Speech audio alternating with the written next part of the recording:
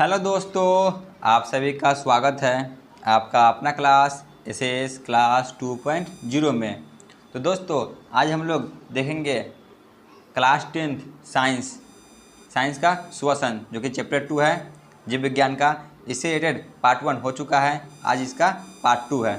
तो चलिए इसमें आप लोग को 15 से 20 क्वेश्चन देखने को मिलेगा, जिससे आपको एग्ज़ाम में 5 से 6 क्वेश्चन जरूर एग्जाम में आएंगे। तो चलिए बिना टाइम वेस्ट किए हुए क्लास को शुरू करते हैं। ये सभी मोस्ट वीवीआई क्वेश्चन हैं जो कि क्वेश्चन हर बार पूछे गए हैं एग्जाम में। आज का पहला प्रश्न है, ग्लाइकोलाइसिस की क्रिया कहाँ संपन्न होती है, बताइए। ग्लाइकोलाइसिस की क्रिया कहाँ पर संपन्न होती है? ऑप्शन ए केंद्रक में, ऑप्शन बी कोशिका द्रव में, ऑप्शन सी स्टोमेटा में, ऑप्शन डी माइटोकॉन्ड्रिया में। बताइए ग्लाइकोलाइसिस की क्रिया कहाँ संपन्न होती है? तो यह कोशिका द्रव में संपन्न होती है, ऑप्शन बी। आगे बढ़ते हैं। क्वेश्चन नंबर 2, किस प्रकार की श्वसन से अधिक ऊर्जा प्राप्त होती है? बताइए। इसमें तो आपको ऑप्शन भी 3 ही हैं। किस प्रकार की श्वसन से अधिक ऊर्जा प्राप्त होती है? ऑप्शन ए वायवीय, ऑप्शन बी अवायवीय, ऑप्शन सी यह दोनों। तो इसका सही जवाब होगा ऑप्शन ए, वायवीय श्वसन से हमें ज़्यादा ऊर्जा प्राप्त होती है। आगे बढ़ते हैं। क्वेश्चन नंबर 3, टिड्डा और तिरचट्टा में श्वसन किसके द्वारा होती है? बताइए। टिड्डा और तिरचट्टा होता है, उसमें श्वसन किसके द्वारा होता है? Option A trachea, option B फेफड़ा, option C gills, option D गिलकोस्ट। बताइए टिड्डा और तिरचट्टा में श्वसन किसके द्वारा होता है? तो यह ट्रेकिया के द्वारा होता है, ऑप्शन ए। आगे चलते हैं। क्वेश्चन नंबर 4, अमीबा और पैरामीशियम में श्वसन गैसों का आदान प्रदान किसके द्वारा होता है? बताइए।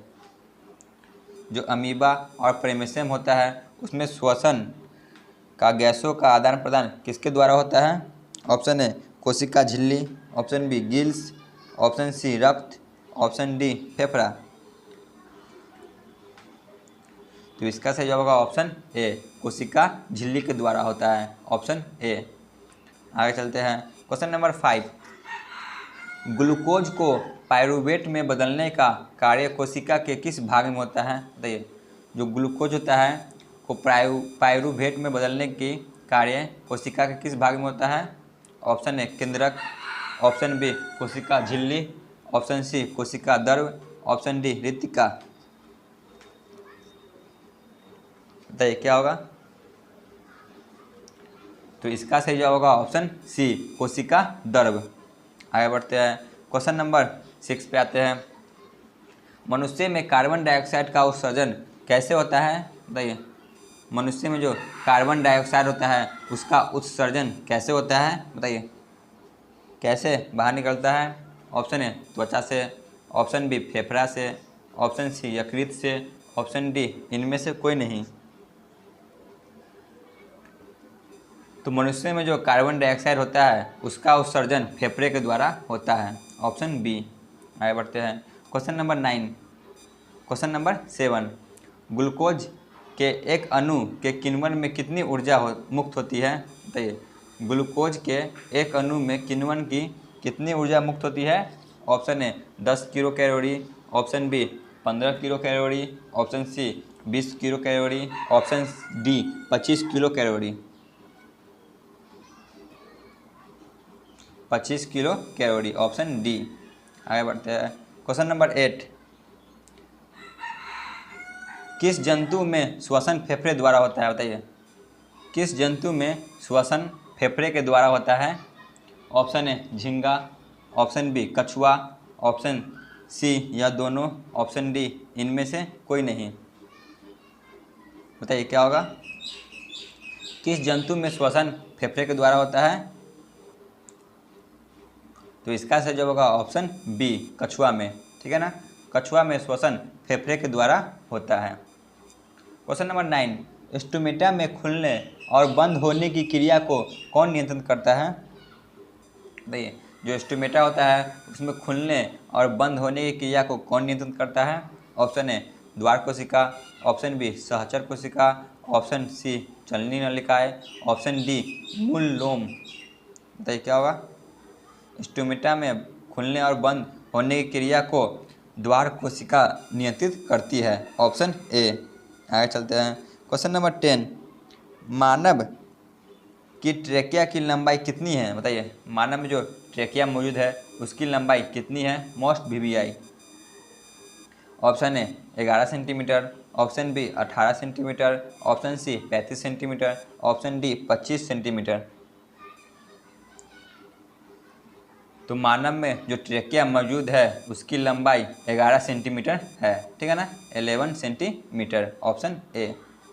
आगे चलते हैं। क्वेश्चन नंबर 11, रंध्र का खुलने और बंद होने का क्रिया किस पर निर्भर करता है। बताइए जो रंध्र होता है उसका खुलने और बंद होने की क्रिया किस पर निर्भर करता है। ऑप्शन ए सूर्य प्रकाश, ऑप्शन बी प्रकाश संश्लेषण, ऑप्शन सी CO2, ऑप्शन डी वायु का वेग। तो यह सूर्य के प्रकाश पर निर्भर करता है, प्रकाश संश्लेषण पर निर्भर करता है। ऑप्शन बी, ठीक है ना, प्रकाश संश्लेषण पर यह निर्भर करता है। आगे चलते हैं। क्वेश्चन नंबर 12, पौधों में किस क्रिया के द्वारा ऑक्सीजन बाहरी वातावरण से ऑक्सीजन कोशिका को पहुंचाता है। ऑप्शन ए प्रासरण, ऑप्शन बी किण्वन, ऑप्शन सी विसरण, ऑप्शन डी प्रकाश संश्लेषण। तो यह विसरण के द्वारा हो पाता है। Option C. आगे बढ़ते हैं। क्वेश्चन नंबर 13, पायरुवेट का पुनः ऑक्सीकरण कहाँ होता है। बताइए पायरुवेट जो होता है उसका पुनः ऑक्सीकरण कहाँ हो पाता है। ऑप्शन ए ईस्ट में, ऑप्शन बी पेशी कोशिका में, ऑप्शन सी कोशिका द्रव में, ऑप्शन डी माइटोकॉन्ड्रिया में। तो इसका सही जवाब होगा ऑप्शन बी, पेशी कोशिका में हो पाता है। आगे चलते हैं। क्वेश्चन नंबर 14 पे आते हैं। अवयवीय श्वसन कोशिका के किस भाग में होता है। बताइए जो अवयवीय श्वसन होता है वह कोशिका के किस भाग में हो पाता है। ऑप्शन ए हरित लवक, option B mitochondria, option C कोशिका द्रव्य, ऑप्शन डी कोशिका झिल्ली। तो अवयवीय श्वसन कोशिका द्रव्य में हो पाता है। Option C. आगे बढ़ते हैं। क्वेश्चन नंबर 15 जो कि आज के क्लास का अंतिम प्रश्न होगा। क्रेब चक्र की क्रिया कहाँ होती है। बताइए जो क्रेब चक्र होता है उसकी क्रिया कहाँ हो पाता है। ऑप्शन ए कोशिका द्रव्य में, ऑप्शन बी माइटोकॉन्ड्रिया में, ऑप्शन सी गोल्जी काय में, ऑप्शन डी इनमें से कोई नहीं। बताइए क्रेब चक्र का क्रिया कहाँ हो पाता है। तो यह पुनः माइटोकॉन्ड्रिया में हो पाता है। Option B. तो आज का क्लास यहीं पे ख़त्म होता है। आप लोग नए हो तो अवश्य सब्सक्राइब कर ले। ऐसे ही आपको MCQ क्वेश्चन मिलते रहेंगे हर चैप्टर का टॉपिक वाइज। धन्यवाद।